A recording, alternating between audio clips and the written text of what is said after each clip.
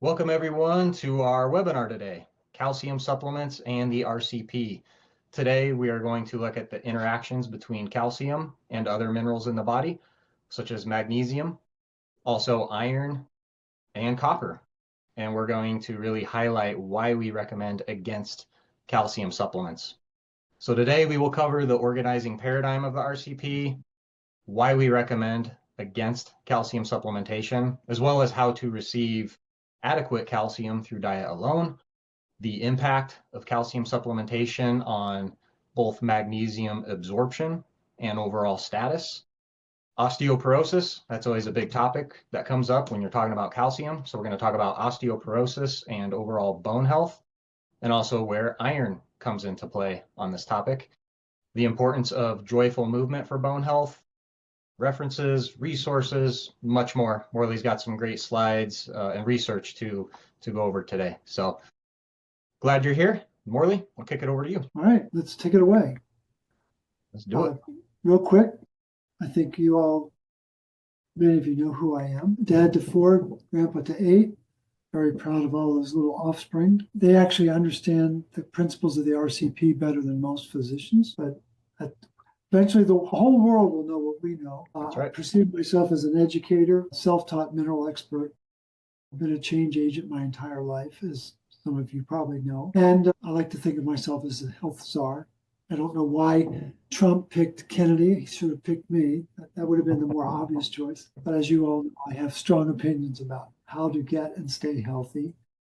I delight in separating fact from fiction, especially around nutrition and history and medicine. And I've made arrangements now to have this inscription, "We have been misled and misfed," will be etched into my tombstone. I'll turn it over to our other co-host, Mr. Will Evans. Take it away, Will.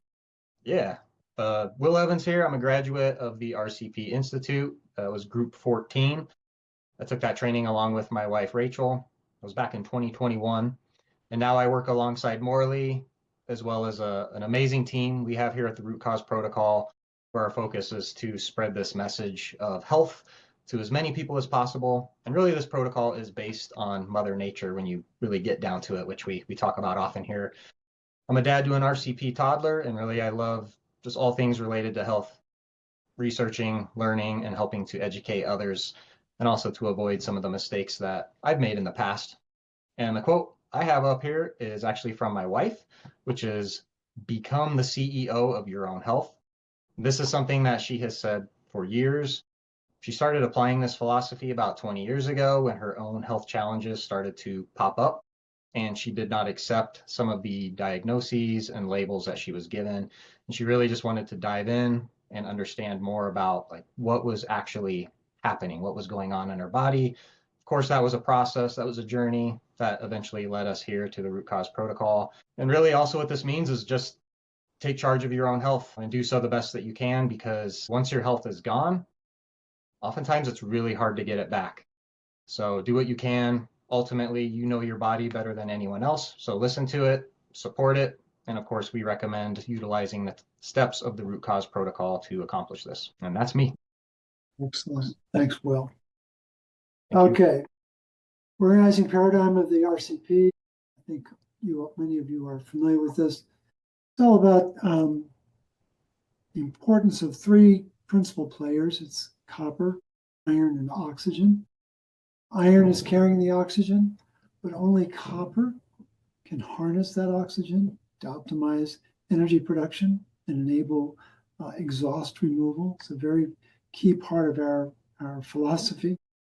And when the copper and iron get dysregulated, as they are wont to do, especially in the presence of oxygen, oxygen can't be metabolized.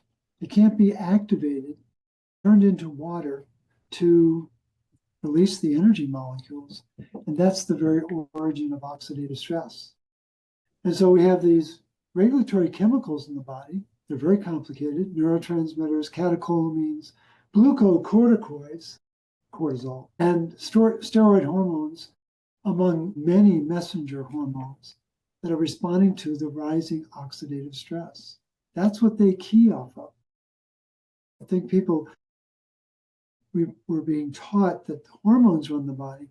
Actually, it's the oxidative stress that creates the environment that the hormones are responding to. And so it's the rising unchecked oxidative stress that causes enzymes to stop working. And that's when symptoms appear. And what do we do when we have symptoms? We typically go see a practitioner, a doctor, or some health professional, and they take our symptoms, they dump them out on their desk, and they say, you have the XYZ syndrome. And then they tattoo it across our forehead.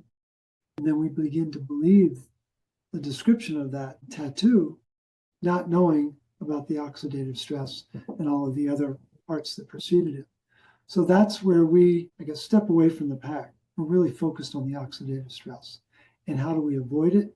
How do we optimize energy production so we don't create symptoms? So in a nutshell, the RCP is designed to optimize the conversion of O2, oxygen, into energy. Now, there are steps in between, but that's really the essence. Let's turn oxygen into energy with minimal exhaust. And we do what we can. We know how important the antioxidant enzymes are, most of which are copper dependent.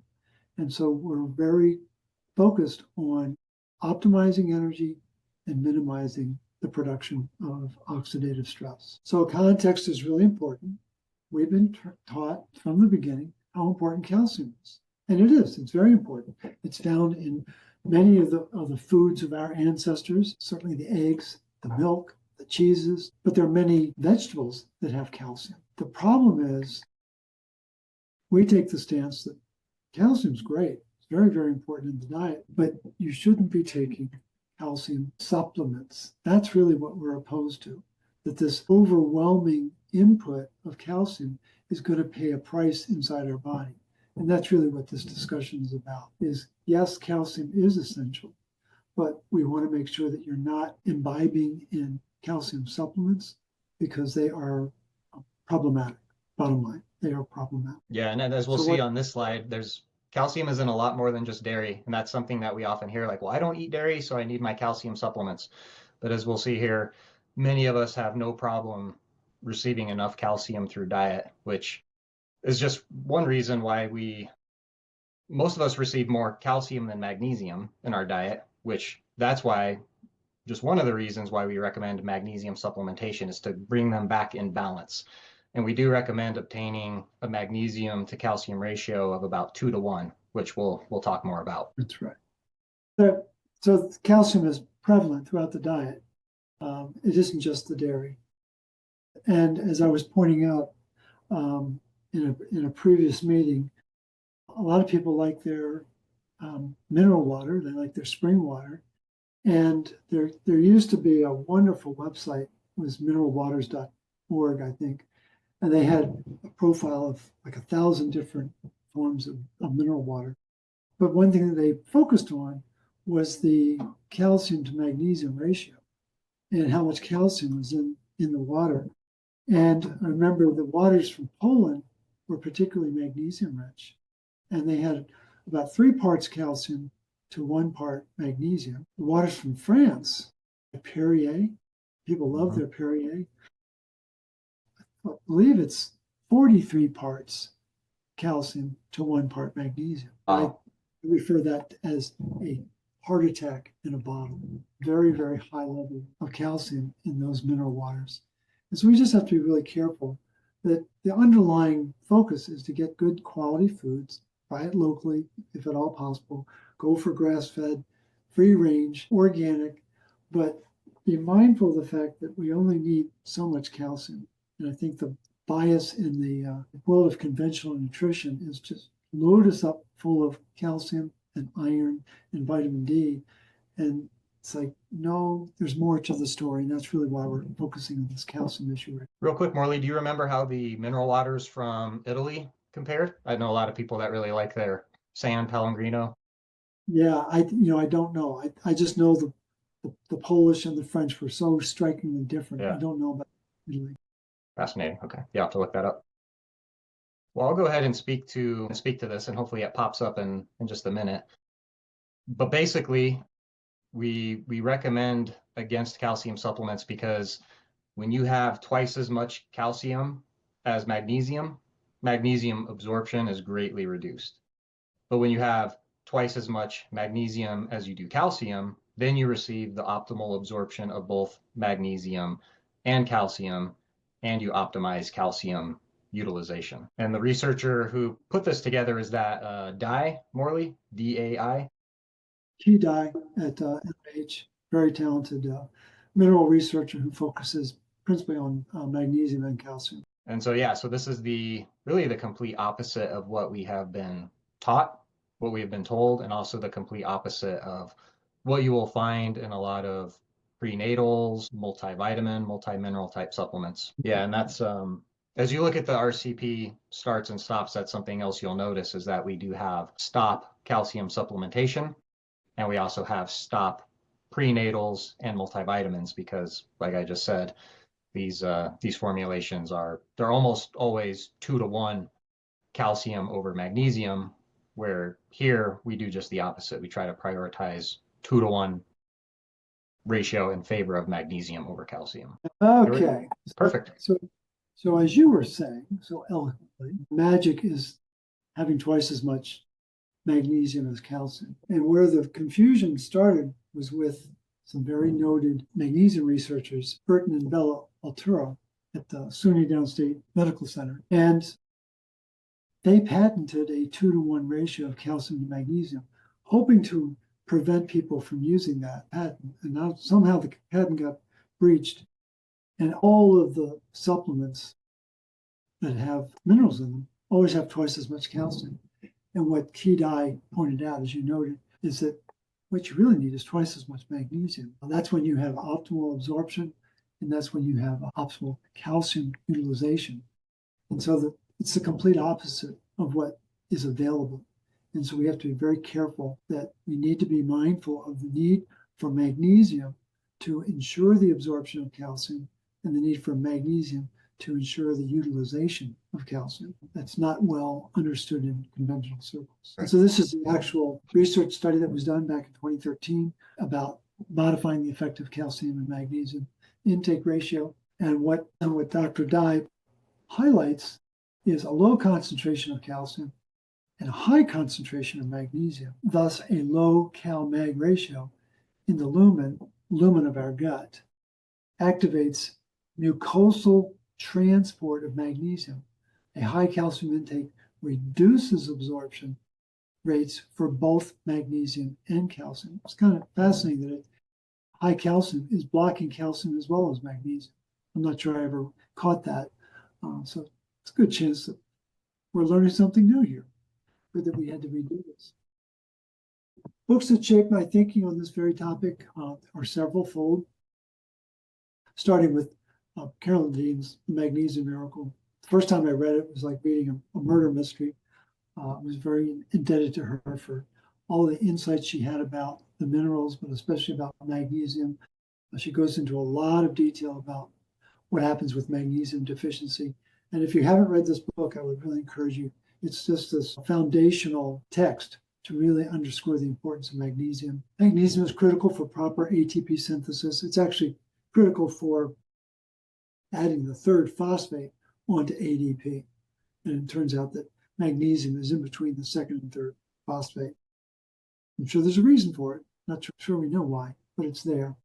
And then magnesium helps protect against anxiety, depression, insomnia. The key is we're focusing on magnesium deficiency, but we're not identifying why is the magnesium leaving. And what we've identified within our research within the RCP is when you go back to the three-ring circus between copper and iron and oxygen, when they get out of sync with each other, especially when there's not enough copper to regulate the iron and the oxygen, you're going to have more oxidative stress, which is going to activate what are called kinase enzymes. And in a kinase enzyme, that third phosphate group gets cleaved off. It goes right into our urine. Magnesium gets lost. Again, it's in between 2 and 3, right? Well, the magnesium drops right into the urine as well. And that is the magnesium loss. That is what we call the magnesium burn rate. And so the more stress you've got, the more magnesium you're going to lose, excuse me, and then you're going to have these symptoms. But what's hidden in this whole dynamic is what's happening between copper and iron and oxygen. And we're taught to fixate on the magnesium, but not on the originating events. Another series of great books around this topic are from Robert Thompson, The Calcium Lie, Calcium Lie 2, and now he's coming up with a third edition, Calcium Lie 3. Basic truths of human physiology, what your doctor still doesn't know. And Robert's put together a wonderful series of books that calcium alone does not equal strong bones. People taking calcium supplements have an increased risk of heart attacks, as Dr. Dean pointed out, as well as increased risk of all-cause mortality. And old news, if you will. The link between too much calcium and adrenal fatigue. Again, he's putting a lot of focus on the calcium. And when he wrote his first book, I think the world of Robert. He's a great guy, he's a friend. We talk regularly, but I kind of thumped him in the nose and I said, you missed 126 places where you could have talked about magnesium. And he was sort of chagrined. He said, well, I don't know that much about magnesium. I said, yeah, I know, I can tell. But we're now both fixating on copper and iron. He's very grateful for all the research that I've done. So it's a two-way street. But the link between too much calcium and adrenal fatigue and thyroid issues, again, I think we're witnessing downstream metabolic events following the copper, iron, oxygen fight. And it just leaves a trail of trail of calcium. So we just have to be careful about that. But clearly he understands and really monitors the mineral imbalances that are so damaging to our health, especially now the dangers of too much iron. And I would really encourage you, if you haven't read this series of books, they read very quickly, great information.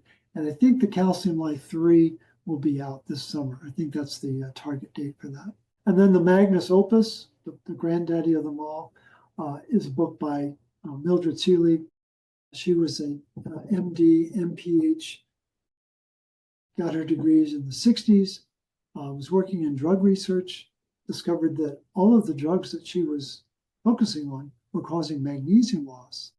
She hung up her spurs at Big Pharma and then went out for 50 years and educated the world about the importance of magnesium and why it's lost to stress and what the many different stressors are.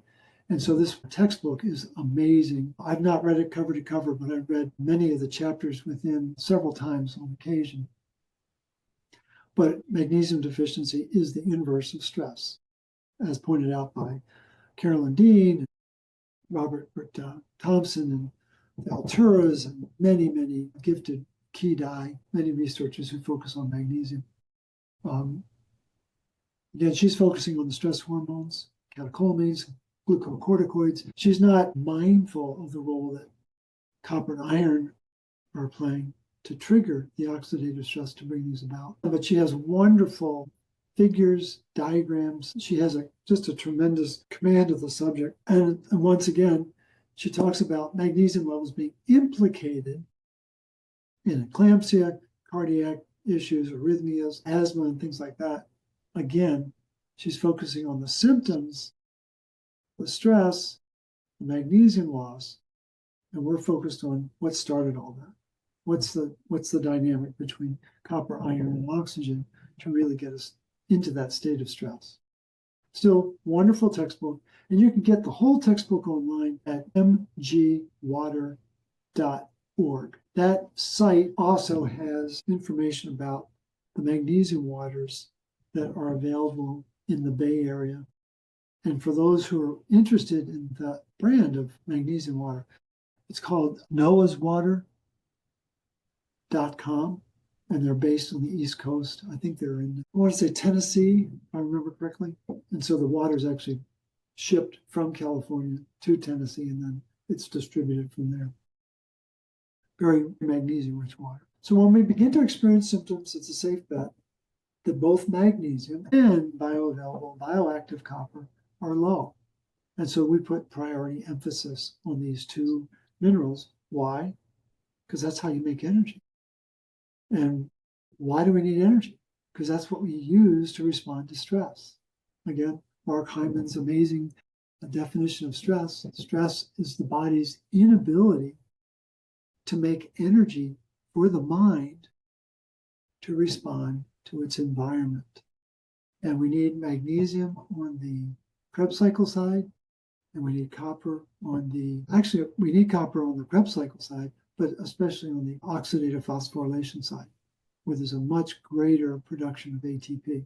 So these minerals are critically important for energy production. And that's really what we're about. Ignore the enemies, ignite the energy. That's really what we're all about. That's what we stand. So here's a wonderful article by Zhu and Liu.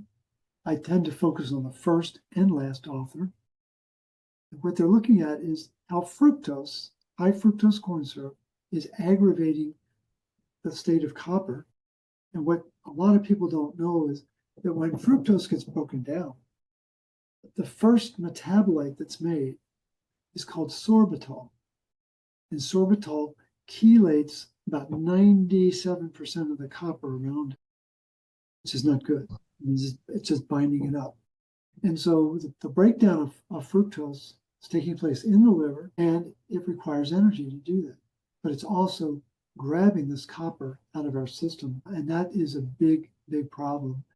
And so what this article concludes with in terms of its key findings, we presented that the inhibition of autophagic flux, so autophagy is the recycling system in our cell, the breakdown of organelles and trying to either recycle them or remove them. The breakdown, we presented that the inhibition of autophagic flux caused by calcium disturbance is the key mechanism by which copper deficiency or fructose induced cardiac remodeling.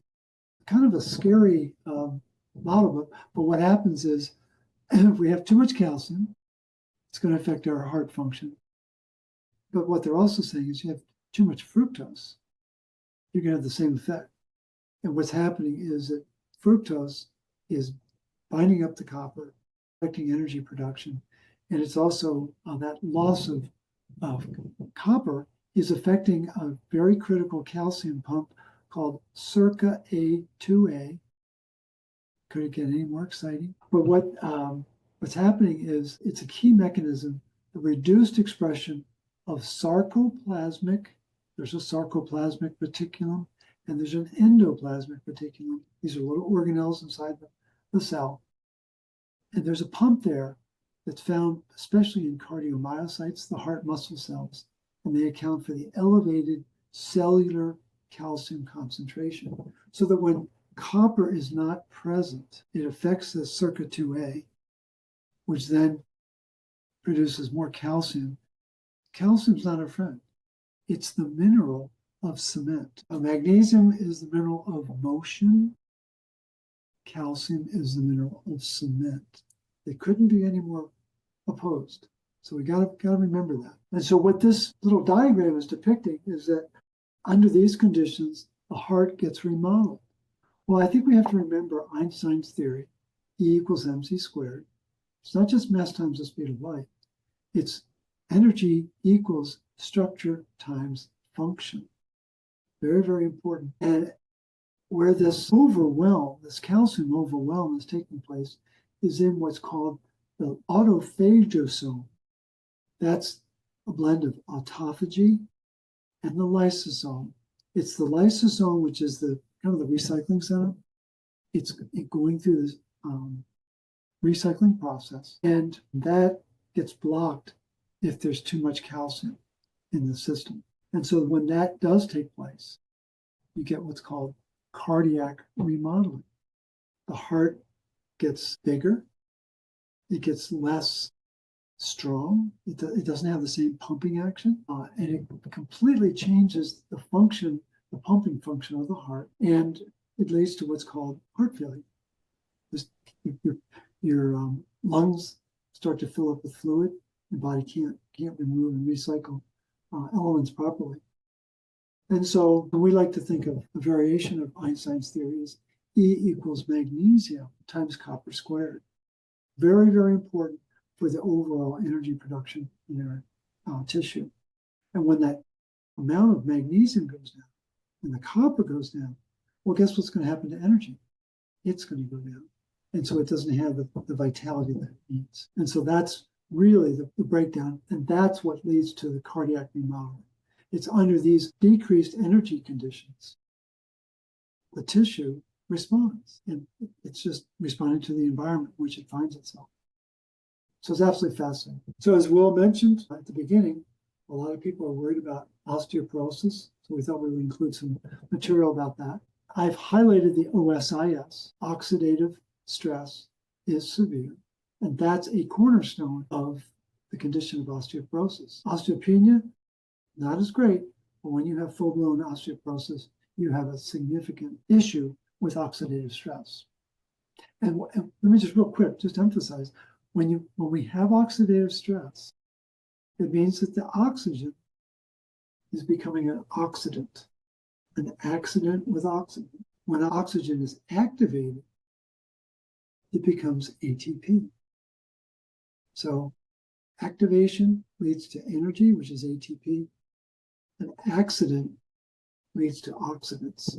And the iron interacting with that oxygen becomes an oxidant, becomes oxidative stress. And yeah, of course, the bones are made of calcium, but there are a dozen other minerals, not the least of which would be boron, magnesium, silica, a lot of very, very important minerals in the construction of bone matrix. And there's a lot more to bone health than just calcium. And what tends to happen is when people do present with full-blown osteoporosis because of a DEXA scan, and the thing about DEXA scans you have to understand is the same technician has to apply the same technology to the exact same spot to have an accurate reading the second, third, or fourth time. Don't start changing different technicians. Don't go to different parts of the bone. It invalidates the measurement. That's a very important set of factors to understand. But when calcium goes, when the osteoporosis presents, the assumption is the calcium's leaving, which is fair. But you don't restore it by taking more calcium. You don't restore it by taking more vitamin D. You've got to completely change the metabolic process inside the bone marrow and inside the bone matrix. And supplementing with calcium alone is not going to solve this osteoporosis and the consequences of that condition. And again, as soon as someone is diagnosed with osteoporosis, which means they are losing calcium from their bone matrix, they should run to their cardiologist to find out if calcium is building in their arteries. And there's a very good chance that it is. They are connected. When there's calcium loss in the bone, there's going to be calcium aggregation, calcium accumulation in the arteries. And not many people connect those dots, but it's in the literature, actually. And it turns out that rising unbound iron is at the root cause of osteoporosis. A lot of people know about ferritin, a marker for iron storage. That ferritin is supposed to be inside our cells. It's not supposed to be showing up in the blood. When it shows up in the blood, it means there's a problem in the spleen or the liver or the kidney. And the ferritin in the blood is an empty shotgun shell. The iron's already been dumped in the organ that was having trouble processing it. When the iron starts to build up, especially in the bone marrow, it turns into what's called a denatured form of ferritin. It's called hemosiderin. You probably never heard that term. And hemosiderin has 10 times more iron in it than ferritin. It's just that your doctor doesn't measure hemosiderin. But what the research will tell you is that when you get into osteoporosis, there is a rise of hemosiderin in the bone marrow, especially with the condition of osteoporosis. And so there are factors taking place that people don't know about. And this iron issue is directly at the center of it. Because what is iron doing?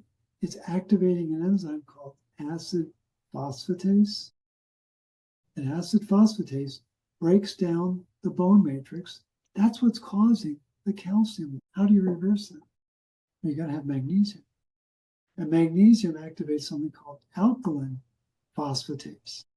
That's what rebuilds the bone matrix. what brings back the minerals. And there are copper enzymes that need to be involved. Glycyl oxidase and ascorbate oxidase.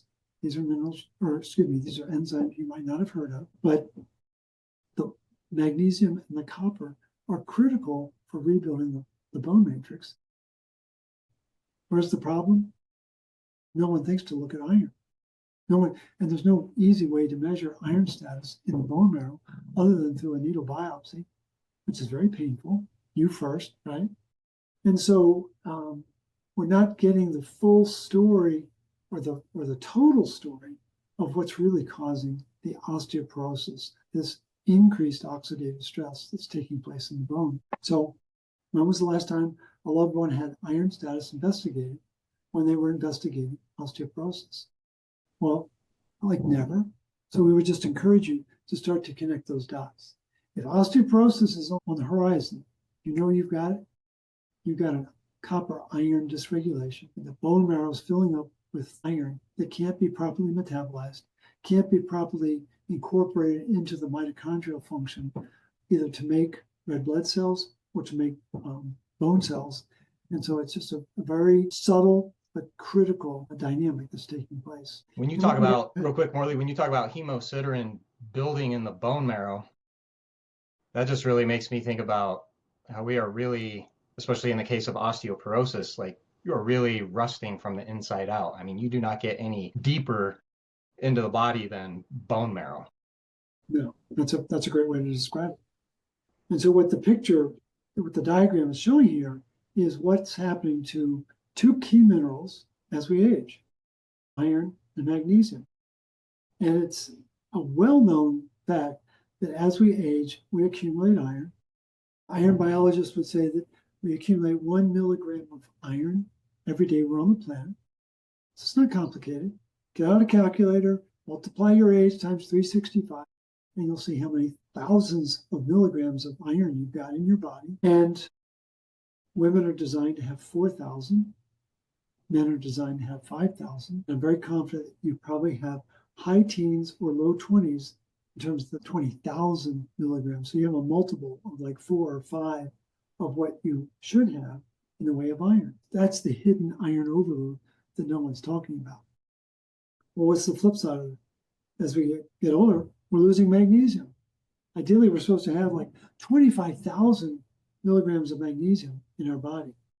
And I've never actually seen a study that says, what is it at the end of life? I've never seen a study like that. It'd be kind of fascinating to have them do a mineral ash study following like cremation or something like that. But the point is, iron is rising, magnesium is falling, and there is a crisscross. And as you get into your 40s and 50s, you do feel differently than you did when you were in your 20s and 30s.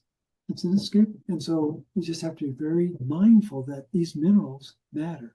They really make a big difference in terms of our overall health. And we did a wonderful iron toxicity post. Is it 70 or 71? I don't know why I can't remember this one. I think it's 70. I'll double check, but I think it's 70. We did a 70. But it's the ironic truth of osteoporosis. And so what this diagram is just highlighting are the different types of cells involved in bone formation. You have osteocytes. They're trying to maintain homeostasis. They're trying to keep it balanced. We have osteoblasts, which are the bone builders. We have osteoclasts, which like to break down the bone. And then we have what are called stem cells, osteogenic cells. And those are what are going to be critical to make new bone. What are stem cells like? They love copper and they love energy. So it's very, very important that they have access to that. And so if you've got rising iron, you're going to have rising oxidative stress. It's just because rising iron would imply that copper isn't properly balanced. As soon as there's oxidative stress, you know that copper's not doing its job. It's not keeping iron in check, and it's not activating the antioxidant enzymes. It's all tied together. Rising oxidative stress lowers osteoblast growth or regrowth. Again, the environment of oxidative stress is very hard on these bone building cells. They just don't like it. And then lowered osteoblast regrowth means lowered bone density and an increased risk of osteopenia and osteoporosis. Now, we just have to be really careful. There's an urban myth out there that if you have more calcium, but more importantly, more vitamin D in your diet, you're going to have greater bone density. And that actually is true.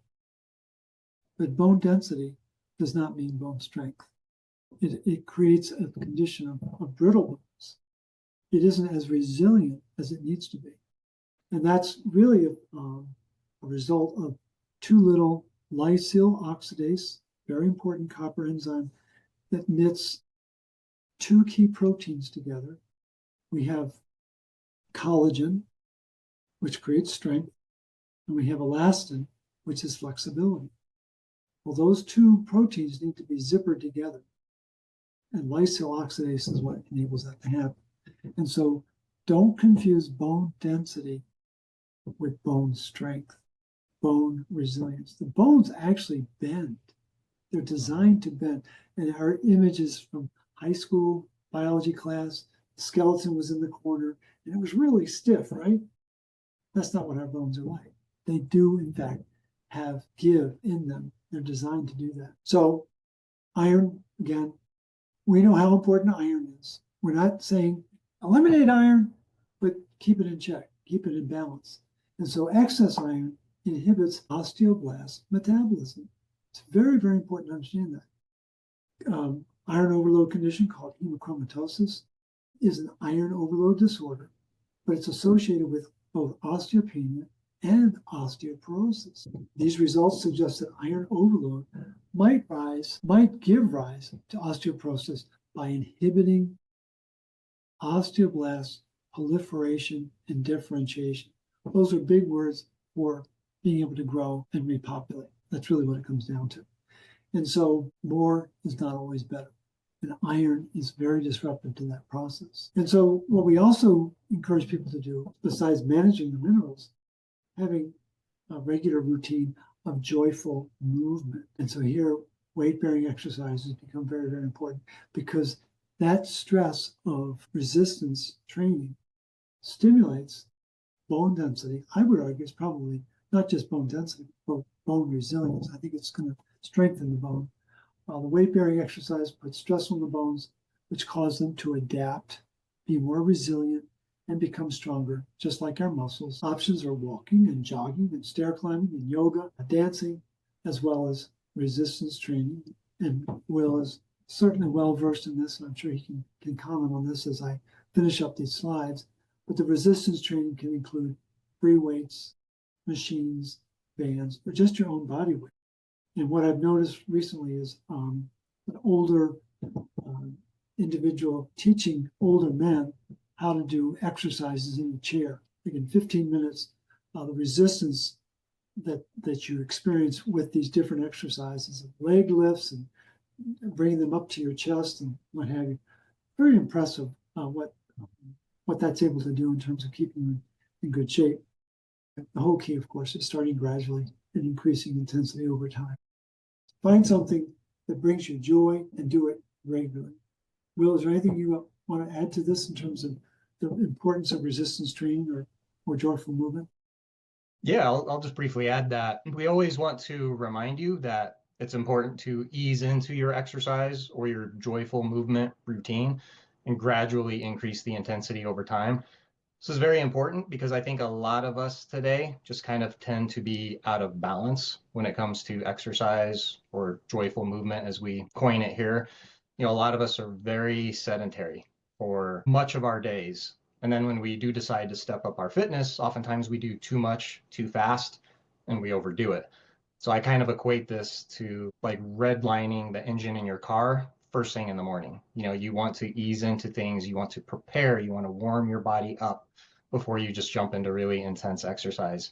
And depending on who you are and what your current situation is, just know that intense exercise might not even be not just something that you need to do, but it might not be in your best interest. If you're already stressed to the max, If you're already out of balance when it comes to everything Morley just spoke about with regards to proper mineral balance in the body, if you do too much too fast, it really could be the straw that breaks the camel's back. So ease into it. And this is also why we go with the term joyful movement and not just exercise, because I think when you throw that word exercise around, it can kind of bring up mixed emotions, and a lot of people can kind of start to raise questions like, well, how much and what form is the best? Like Morley said, just find something you enjoy and move your body and build into it, because when you do this appropriately, it's a wonderful tool to relieve stress, and as Morley said, to preserve and build up your bones, just the same way it's good for preserving and building up your muscles. And it's really going to help ward off the aging process, because as you've seen, bone loss and its connection with this accumulation of iron that we get when we age, it's all connected. So this is kind of like an insurance policy against that bone and muscle loss that we experience as we age, that comes with just this imbalance that often occurs in the body with regards to minerals as we age. So go with what you're drawn to, monitor how you feel. If you feel lighter and de-stressed after your joyful movement, awesome. But if you feel agitated, if you feel anxious, if you feel wiped out, that's a good sign that you pushed too hard. And next time, just find something a little easier, back off the volume, back off the intensity next time. But yeah, do your best here to find that balance, because, well, too much exercise can be a stress for the reasons I just listed. On the flip side, I think a sedentary body is definitely oftentimes a very tense, stressed out body that will not do your bones any favors, especially as you age. Absolutely. So what do we recommend for optimal health? Well, bring it on home, please. Yeah, so first off, eliminate the stops, phase in the starts. You can go to the rootcauseprotocol.com to download the free handbook, which we'll see on the next slide. Eat a whole food ancestral diet. You really don't need to complicate the diet here. Just do your best to eliminate as much of the processed packaged foods as you can, and try and eat, depending on your age, do your best to replicate how your grandparents ate, or maybe your great grandparents. Start there. Manage your stressors, seek out and do stress/trauma relieving modalities such as EFT, and really follow all of the steps that are noted within the RCP handbook. And know that the handbook, it's a simple walkthrough of the protocol. All steps are laid out for you, but keep coming back to it and implement things in your own time. Keep coming back to it and refresh yourself on the protocol, because while it is simple, it's very robust. There's a lot of information in there. I don't know if I know of a more robust free document out there in the health world than what we have with the handbook. So definitely check it out if you haven't already. And just know that while we have the starts laid out in the order that we do, you don't necessarily have to follow it that way. It's not set in stone. Something that you have said, Morley, that I really like is, you kind of said along the lines, the handbook is not a cookbook, or a one size fits all recipe. We have it laid out the way we do because most seem to respond favorably to the way it's laid out. But again, it's not set in stone. So listen to your body, like we always say here. Listen to your body and don't let the protocol stress you out. That's the last thing we want. All of this is to help de-stress your body, not add more. So if you implement things in a slightly different order, that's okay. And don't get too hung up on like trying to get the precise, perfect timing around all your supplements. That's not what this is about. And if you want more guidance, we offer the RCP Premium Community. This is a really amazing community. For less than $10 a month, you can interact with others on an uncensored forum, private forum. You can interact with Morley and other experienced RCPCs. Sometimes I'm on there with Morley. We have a good team that joins him to answer your questions live twice a month. And there's over 4 years worth of past Q&As that you can go back and watch, and over 4 or 5 years now worth of previously recorded webinars, such as this one, that you can go back and watch and learn from. And if you feel like you need more beyond that, you can go to the rootcauseprotocol.com. You'll find our root cause protocol consultant directory, so you can work with an RCPC one-on-one. These are individuals who have trained with Morley, such as myself, and they can really give you a more personalized approach if that's something that you feel like you could benefit from. And beyond that, if you really want to go deep understand all the various pathways and enzymes, some of which Morley discussed today, and a whole lot more. Maybe you want to learn more about HTMA testing or full Monty blood panel testing. Potentially, maybe you want to work with clients one day. We have the RCP Institute. We actually this week just geared up our first group or round of the RCP Institute training, which is very exciting. But depending on when you watch this replay, you can always go to the rootcauseprotocol.com and learn more about the Institute and what we offer in the training there. Great. Well, thank you all for taking the time out of your day to hear us review this very important subject. Again, we are very clear you don't need calcium supplements. You do need calcium in your diet, but you do not need supplements. So appreciate you taking the time to hear us out and look forward to questions that you might have. Please join us in the community, the RCP community. It's always 2 weeks after these webinars, and you'll have a chance to chime in, ask your questions, and have a chance to interact with the experts, if you will. So thank you, Will. Great to spend more time with you. Appreciate your expertise and your gift of gab, and I'll look forward to our next webinar in a few weeks in March. Yeah, absolutely. Thank you, Morley. It's always an honor to be here, and thank you everyone for joining us today. Hope you enjoyed it.